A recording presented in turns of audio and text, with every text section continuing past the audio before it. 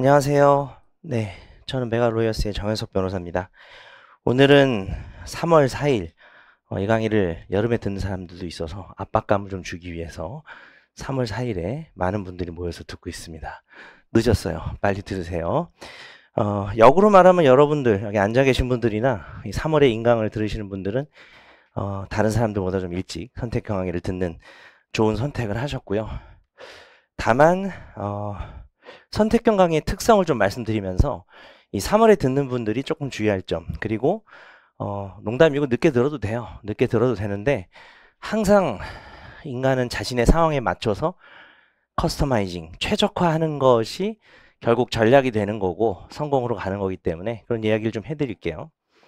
그거를 말씀드리려면 이제 선택형 강의에 관한 특성 얘기를 좀 해야 될 것 같고, 제가 올해 여러 강의로 바쁘다 보니 좀 올해 변호사 시험에 대해서 이렇게 평가하고 이럴 일이 저 홈페이지에 그 적중 자료 이것도 제가 못 줬어요. 근데 다 적중했는데 빨리 그런 거 자랑하고 뭐 이렇게 막 홍보하고 해야 되는데 아는 분들 다 알고 하니까 뭐 그래서 적중을 너무 못했으면은 뭐 변명이라도 쓸 텐데 뭐 그런 건 아니기 때문에 오늘 이제 어떻게 보면은 2026년 변호사 시험을 시작하는 이제 첫 강의가 선택형 민사논법 강의 개강일이 됐다는 점에서 제가 좀 무겁게 생각하고 열심히 강의를 할 예정인데요.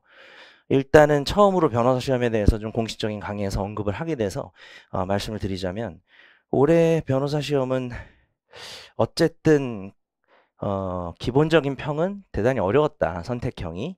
민사법이 대단히 어려웠고 또 선택형 때문에 조금 아쉬운 결과가 나오거나 하는 경우도 많이 있다고 얘기는 들었습니다. 그것도 충분히 공감할 만하고 어렵다는 부분에서 제가 뭐 다른 의견이 있진 않아요. 어려웠던 것 같긴 한데요. 다만 그냥 강의를 하는 사람으로서 1년 동안 제가 제공하는 교재, 뭐 아주 두꺼운 교재는 아니죠. 뭐 로민정, 로소정이나 뭐 그다음에 뭐 추록 정도, 최신 판례 정도를 합쳤을 때 제가 좀 분석을 해봤거든요. 올해 민법하고 민소. 그냥 이 강의를 들으시면 아마 그게 그대로 증명이 될 텐데 그 콘텐츠를 다 봤을 때 틀릴 수밖에 없는 문제가 몇 문제인가 이게 매년 제가 분석을 합니다. 올해 좀 선택형을 못 보신 분들, 이제 뭐 로산 분들은 뭐 선택형을 지금 안 보고 그냥 앉아 있는 상태고 또 시험을 보셨던 NC를 뭐 하실 예정이거나 뭐 그럴 수도 있어서 앉아 계신 분들도 계시죠. 시험을 보셨던 분들께는 조금 죄송한 말씀인지 모르겠지만은 제가 해마다 분석이 다른데 아이러니하게도 올해는 빠지는 게 하나도 없었습니다. 그러니까 100점을 받아야 되는 갑자기 강의 듣기 싫어지나요? 제가 너무 기준치가 높아서? 빠진 게 하나도 없었어요. 전부 100점을 맞을 수 있는. 물론 이 얘기예요. 빠진 지문이 있죠. 이 교재를 보시면 보충이라고 써 있는 부분은 제 교재에 없는 지문입니다. 그래서 그 부분은 표시를 했는데 그걸 제가 어떻게 하느냐. 일일이 정답 결정력을 다 찾아요.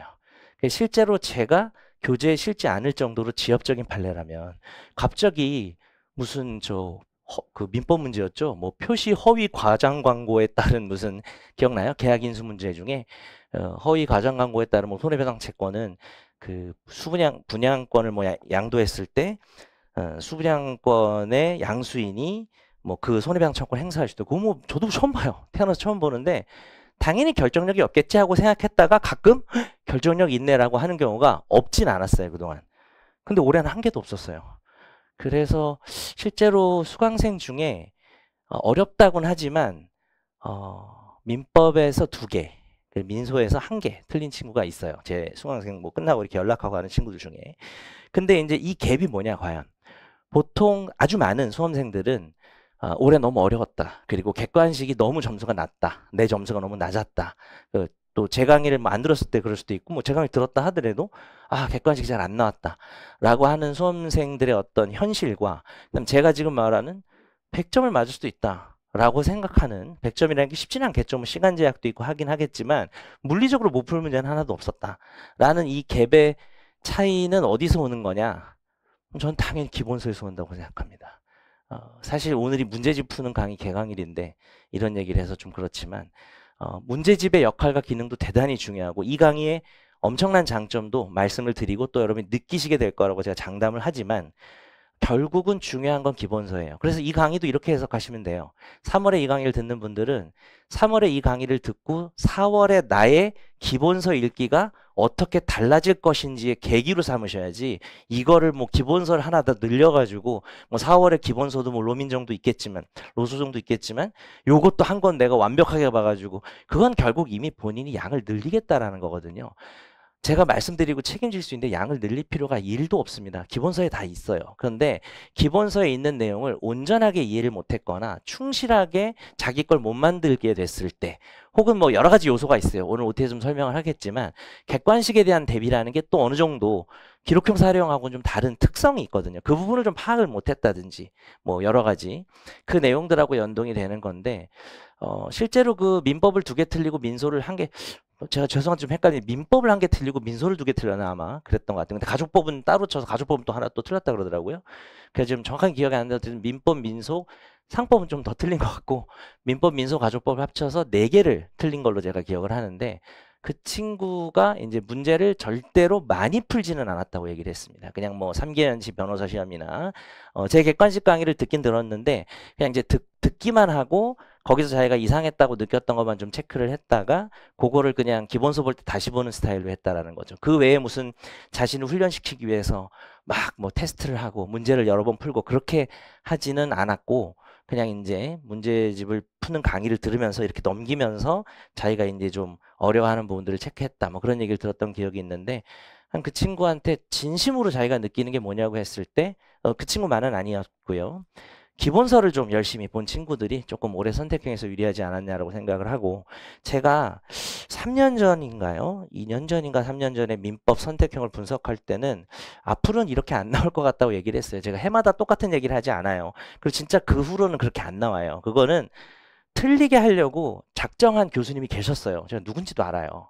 그래서 그냥 이제 뭐 애들이 맨날 많이 보고 하는 책이나 이런 것만 봐서는 못 맞히는 문제만 골라서 내셨어요. 그분이. 공탁에서 뭐 이상한 판례만 모아서 정답 결정력도 있고 막 그런 문제가 막 4문제가 5문제가 나오던 해가 있었어요. 2년 전이었던 것 같은데 근데 올해는 제가 좀 얘기를 조심스럽게 하자면 올해와 같은 경향은 내년에도 전 유사하게 나올 거라고 생각을 합니다. 조금 달라질 수는 있는데 요거는 좀 올해 시험을 조금 안타깝게 보신 분들께 너무 죄송한 말씀인데 저는 올바른 방향이라고 생각해요. 그건 뭐 제 개인의 생각이니까.